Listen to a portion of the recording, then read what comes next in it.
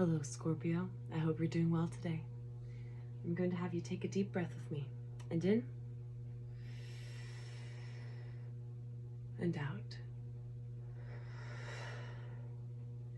We're going to start with the Rune Oracle deck. I haven't used this deck in a long time, but it was calling for you. So, let's see what we have.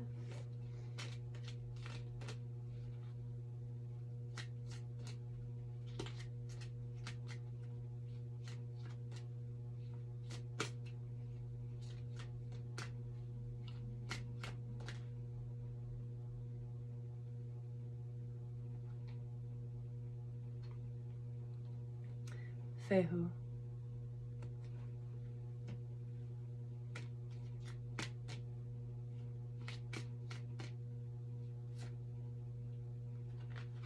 Pertho. 101 was on the clock. And that's all for this deck. And then I also am going to take cards from the When My Soul Whispered Oracle deck,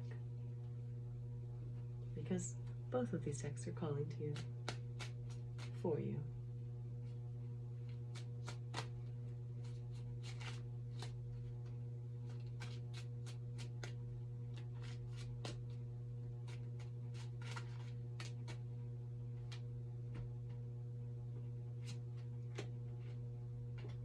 Beautiful. Okay. And we have confidence and emotion.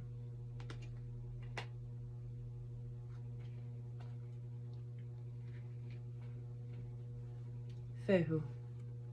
Meaning, livestock. Keyword, structure. Associations. The rune is associated with the home and family, with abundance, wealth, and fertility. The image is a house that is lived in, protected by a fence, in the center of a property. The house indicates the hearth where you find peace and protection, symbol of the fertile, safe, and abundant center in your life. We live in a moment of well-being, and this makes us more confident and strong. Ideal conditions for realizing our dreams.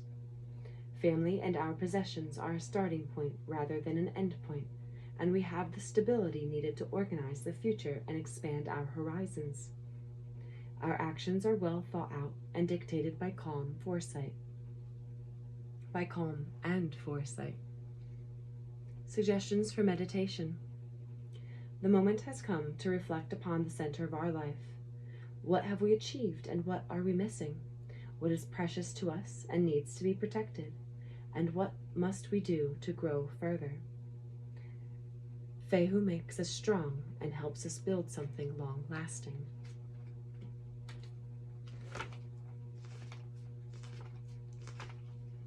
And your next card is Pertho,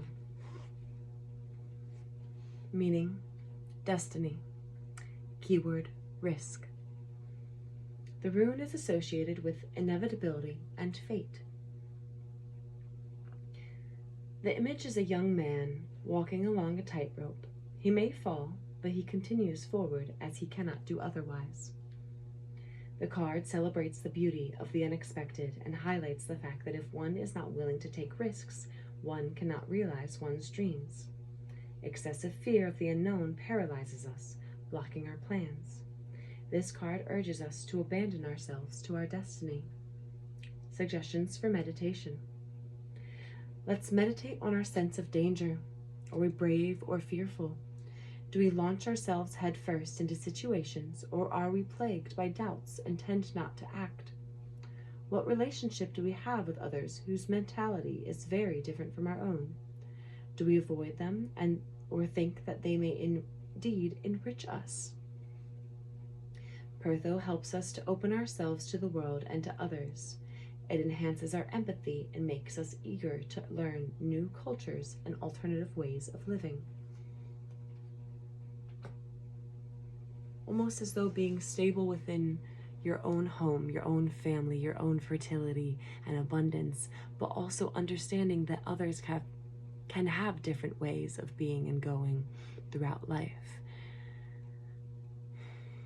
And also taking the risk to continue your life while understanding, continue the growth within your life while understanding you have that solid foundation already set. All right.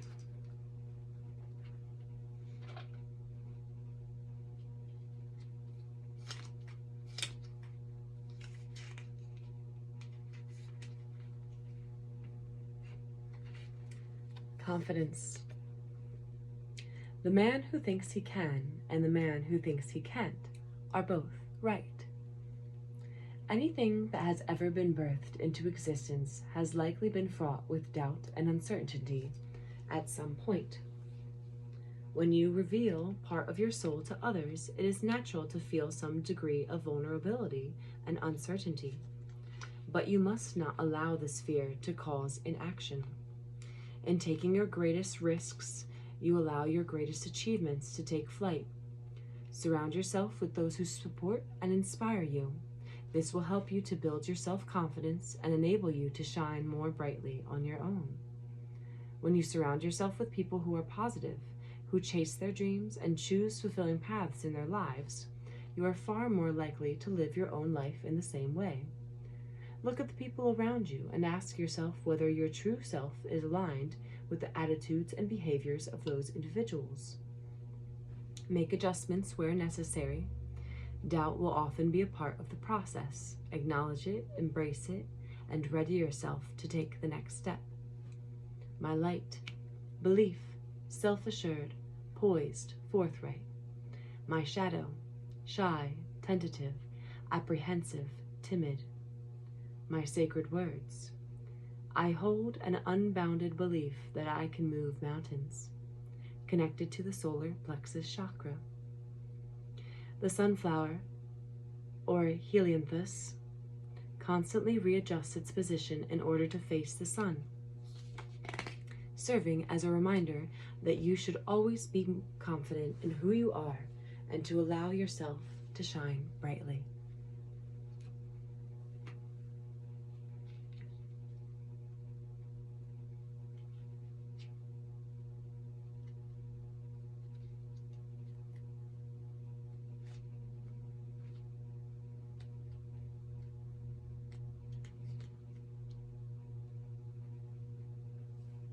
Emotion. A poem begins as a lump in the throat, a sense of wrong, a homesickness, a love sickness. Take a moment to think about where you are planting yourself emotionally. Are you finding yourself in toxic soil, holding on to the negativity of times when you have been hurt, betrayed, or wronged? Or do you find yourself in flux with the changing conditions, drinking in the water of every emotional experience, bracing against the cold when you are presented with difficulty, blooming under the full rays of the sun and basking in happiness?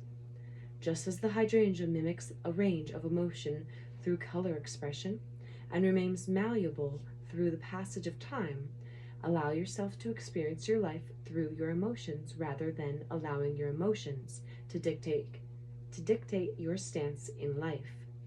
Do not push yourself too hard if you are feeling emotionally strained or unable to cope. As the world around you changes, so too should you allow your outward expression to reflect your shifting inner landscape.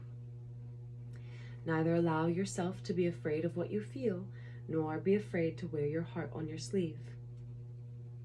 My light. Feel, allow, embrace, express. My shadow. Avoid, neglect, disregard, overlook. My sacred words.